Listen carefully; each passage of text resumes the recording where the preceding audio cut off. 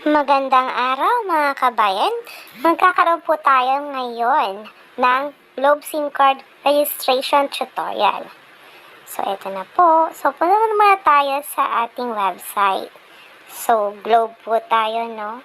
So, it's very easy. Input lang natin yung ating number. Okay, so i-enter na po natin. Request tayo ng OTP or one-time password or PIN. So, wait lang po natin. And then, ayan po, nag-load na siya. So, we're going to verify the number. So, insert lang po natin, enter natin ang ating one-time PIN. So, ayan po. Medyo nakalimutan ang number. Double check po natin maigi para hindi tayo magpaulit-ulit. Okay, checking the details. So, ayan na po. Enter lang po natin yung ating mga information dyan.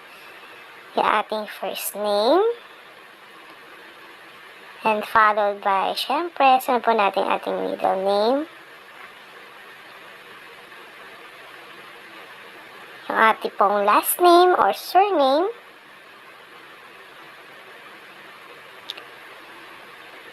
Next po yung ating birthday. Enter lang po natin yung month, day, at year. Next po natin ang ating gender. Then, kung taga saan po tayo, so we are from the Philippines. And then, yung details po ng ating address. So, input lang po natin, no? So, wag po tayong magkakamali. See to it, ayos yung ating details dyan.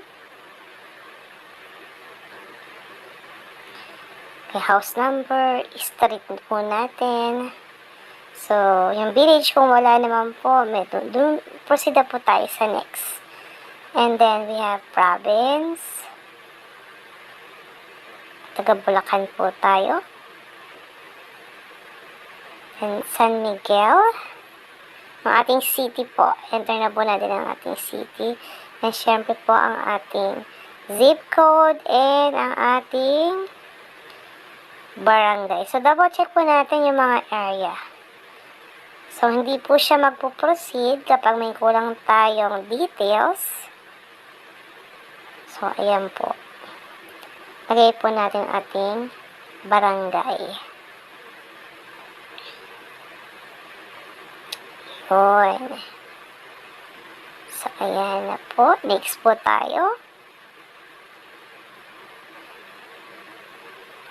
Ayan, tingnan po natin. So, before guys, kailangan naka-ready na yung ating ID, no? So, ang dami pong choices. So, ayan, may GSIS, driver's license, passport, etc.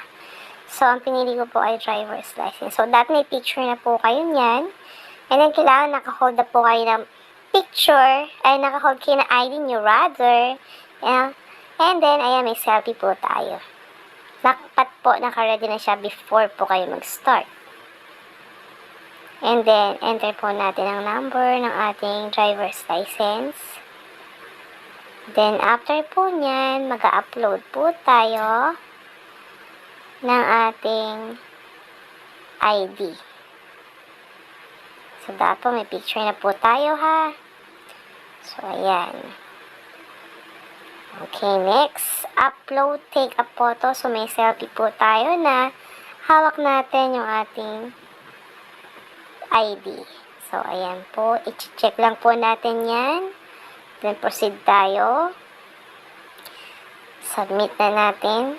So, ayan. Registration complete. So, ganun lang po kadali ang mag-register sa Globe SIM. So, ayan po. So, wait lang po natin yan. Thank you for watching, guys. Till next time. Goodbye!